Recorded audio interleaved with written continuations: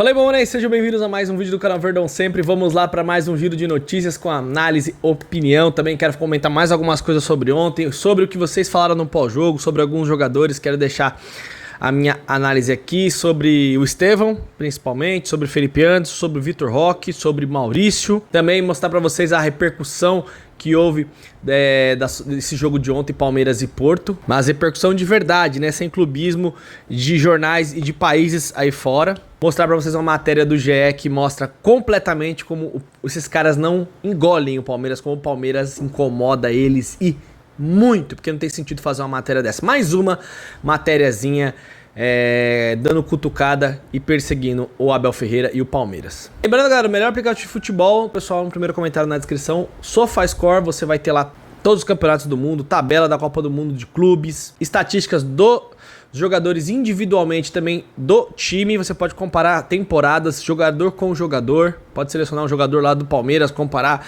com o Cole Palmer lá do Chelsea, que vai jogar agora contra o Los Angeles. E o aplicativo é grátis e você tem notificação ao vivo de todos os eventos que você selecionar. É um aplicativo que eu uso demais, amo futebol e o SofaScore ajuda demais a me deixar informado. Negócio é o seguinte, pessoal, primeira coisa que o André Vilas-Boas, o presidente do Porto, ele uma entrevista após a partida dizendo que os jogadores não queriam estar no Mundial de Clubes, na Copa do Mundo de Clubes, queriam estar de férias, queriam estar com suas famílias e tal. Uma baita de uma desculpa, um baita de um choro falar um negócio desse. Por que ele não falou isso antes da competição?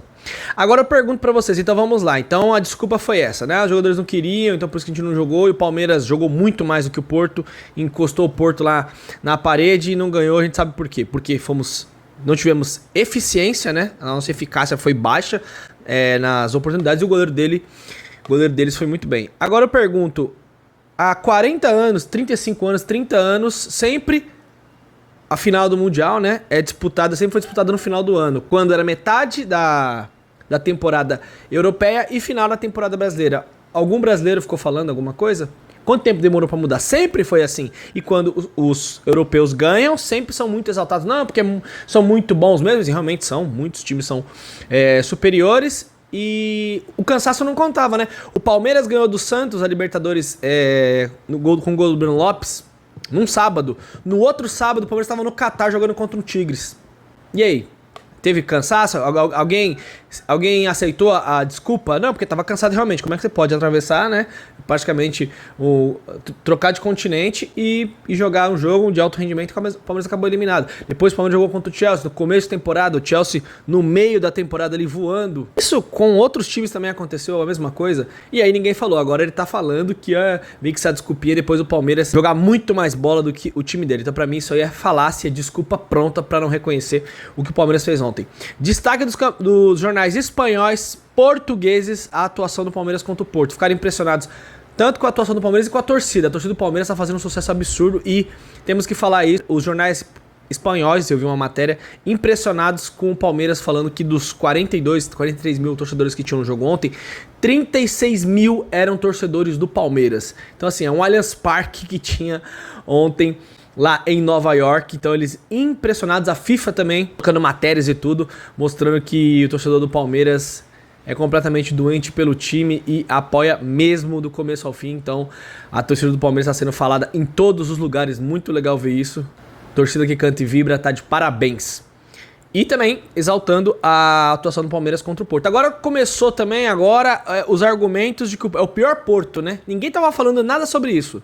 Ninguém estava falando nada. Agora é o pior Porto dos últimos 25 anos, dos últimos 30 anos. Antes não tinha nada disso. O Porto ia amassar o Palmeiras, ia ser 2-0, 3-0. Nós não iríamos ver a bola. Agora mudou, né? Então é sempre aquele negócio. Vamos falar que o Porto é ruim pra tirar os méritos do Palmeiras. Claro que o Porto não é o Paris Saint-Germain, não é o Real Madrid, não é o City, não é o Bayern. Mas não é um time besta. É um time que tá jogando Champions League aí todos os anos. E vira e mexe endurece jogos para times de nível. Mas vamos desfocar, né? Outra coisa, o GE soltou uma matéria hoje falando sobre que o Palmeiras não está entre os classificados, porque foram 0-0, né? Palmeiras e Porto, Al-Ahly e Inter Miami. O Palmeiras não está na zona de classificação porque o Abel tomou um cartão amarelo. É sério vocês fizeram uma matéria dessa? Parece mentira, né? Vejam aqui na tela, vocês podem ver. Falando que ele tomou um cartão, por isso que o Palmeiras não tá na zona de classificação. Tipo assim, que importa isso, mano? São 3 rodadas. Se fosse na última rodada, se fosse na próxima rodada ainda, falando, olha, o critério do desempate, o terceiro seria cartão. O que eles colocaram lá? Por quê? Não aceitam, não gostam do Abel Ferreira, não gostam do time que o Abel Ferreira treina. Teve gracinha com o Palmeiras naquele pênalti que deram contra o Sport, que eu não achei pênalti. Teve gracinha lá, eles fizeram lá, marcando pênaltis pro Palmeiras em todos os lugares. Do Flamengo eu nunca vi isso, do Corinthians eu nunca vi isso, do São Paulo também eu nunca vi isso, mas o Palmeiras teve. Aí agora tem a matéria lá, nossa, que matéria, hein? Parabéns aí pelo clubismo, falando do Abel Ferreira que tomou um cartão. É sério isso mesmo? De verdade? Quero muito saber a opinião, tava anotando aqui, pensando em algumas coisas pro próximo jogo. Gostei muito da entrada do Alan ontem, jogou muita bola. Repito o que eu falei no pós-jogo, pra mim o Estevão não foi o melhor em campo, mas não foi mesmo. O Aníbal jogou muita bola, como comentei no pós-jogo. O Gustavo Gomes, o Everton, todos foram melhores do que ele. Todos esses que eu tô falando. Gostei mais do que o Alan jogou. O Vitor Roque apareceu muito mais pro jogo, ia dando assistência ali pro gol. O Estevão foi eleito ali mais pelo nome, de verdade. E a primeira coisa que eu queria falar sobre o Estevão. Eu tenho a seguinte opinião, galera. Depois que o Estevão saiu da ponta, o futebol dele caiu muito. Ele fez algumas partidas boas ali pelo meio, o time começou a funcionar mais como um coletivo. Não dá pra ser aquele jogo de ficar só tocando bola nele, também não concordo com isso, mas o Estevão na ponta fazia mais diferença. Fazia mais diferença. Então eu quero uma discussão, eu lembro dos comentários, até no grupo de membros a gente falava sobre isso, o pessoal falava lá, não, tem que pôr o Estevão no meio. Eu falei assim, gente, eu não sei não, mano. Na ponta ali, o jogo é menos físico, no meio de campo tem muita trombada e tudo. Na ponta ali ele conseguia sair tanto pro fundo quanto pro meio pra finalizar. Então, se ele foi pro fundo, ele conseguia dar esse passo pra trás, e se trouxesse pra dentro, ele tinha ou o passe ou a finalização. Agora, no meio de campo, mudou muitas coisas.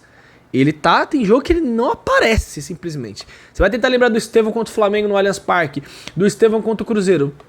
Você praticamente não viu uma jogada dele. Então, eu acho que é uma opinião aqui, uma análise, quero saber a opinião de vocês. O Estevão, pra mim, rendeu mais na ponta do que jogando pelo meio. Pelo meio ali, eu manteria o Maurício e colocaria o Estevão na ponta de novo. Outra coisa, o Felipe Anderson. Eu acho que é uma amostra muito pequena, né, gente? Eu vi que alguns de vocês concordaram comigo, que ele não foi tão bem. Outros acharam que ele jogou melhor, mas assim, tem que pensar coisas do Felipe Anderson pra falar que ele tá jogando bem. O que o Felipe Anderson fez de redundância no jogo ontem? Voltou pra marcar, fez um papel tático ali, mas é muito pouco. Precisa oferecer mais ofensivamente. O Maurício ontem fez um jogo abaixo, mas acho que precisa de sequência. É um jogador que não jogou muitos jogos seguidamente, mas ontem perdeu aquele gol, tá? Tem gente que falou que o goleiro pegou. Mas ele chutou em cima do goleiro, né? O goleiro tava no chão, deitado, ele tinha o canto, tinha o alto. Ele tinha várias possibilidades. Ele escolheu ali, o goleiro acabou defendendo. A gente viu que o Veiga entrou meio sem ritmo. E sobre o Paulinho, eu concordo com vocês, e eu falei no pós-jogo também. É um cara diferente, a gente percebe que é um cara que entra ali, o trato com a bola é outro, mas o Paulinho não tá 100%, né, gente? Ele não tem 100%. Vocês podem ver que o Paulinho não vai pra cima de ninguém, ele não bota pra correr. O Paulinho era um jogador no Atlético que atacava espaços, ele saía da área com velocidade, dava o tapa, saía correndo. Ele não faz isso porque ele tá com uma limitação física. Agora, é melhor sair com ele jogando e depois tirar? Pode ser que sim. Pode ser que sim, porque a gente vai precisar de gols agora pra classificar. Isso é a meta do Palmeiras contra o Al-Ahly. Vencer o jogo e, se puder vencer, fazendo gols. Fiz 1-0, não vai poder sentar no resultado não, porque depois você vai ter a questão do saldo, que é muito importante. Então eu acho que o Estevão teria que ir pra ponta de novo. Sobre o Vitor Roque, outro jogador que eu quero falar aqui. Gente, o Vitor Roque ontem, pra mim, fez uma boa partida. Claro que ele é cobrado por gols, só que aí eu pergunto pra vocês, pelo menos a minha análise. Eu vou cobrar o Vitor Roque aqui, falar, tá devendo, não tá rendendo, quando ele começar a ter oportunidades pra fazer gol. Porque o Vitor Roque não é um 9, ele não é um cara que fica parado na área, ele sai da área. Mas que bola que ele tá recebendo com qualidade pra você falar assim, olha, realmente tá perdendo gols, gente. O Vitor Roque teve 7 chances, ele fez um gol, não dá pra perder esses gols. Se ele tivesse perdido as chances que o Estevão perdeu ontem, eu teria falado no pós-jogo. Mas quem perdeu foi o Estevão, não foi ele. Então assim, ele tá produzindo, ele ficou até puto ontem na hora de sair do jogo, concordo com ele.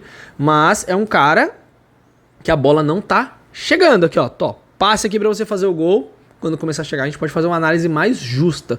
Pelo menos é o que eu acho. Eu não vou queimar o jogador. Porque o que eu posso falar do Vitor Roque ontem? O que eu posso reclamar do Vitor Roque? Então eu acho que esse Palmeiras construiu um pouco mais. E aí é esse meio de campo que eu tô falando. O Estevão carrega muito a bola. Seria talvez um meio de campo ali com o Maurício, um Felipe Anderson, dar um choque nele antes do jogo, ver se ele acorda. O Estevão voltar pra ponta.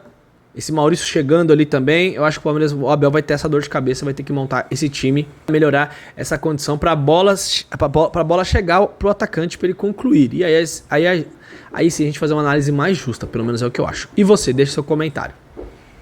Repito, gostei do jogo de ontem contra o Porto, fomos bem melhores, era pra ter vencido, só que a gente vai ter que caprichar, vamos ter que fazer esses gols aí, porque nós vamos precisar de gols nas 2 próximas rodadas. Que eu acho que não é uma boa trombar com o Paris Saint-Germain agora. Deixe seu comentário. Um abraço, galera. Tamo junto aqui, é Verdão sempre. Feliz demais com a atuação de ontem. Tem que melhorar sim, mas tem que exaltar o que nós fizemos. E quem tá falando aí que o Palmeiras não jogou bem e tal, aqui, ó.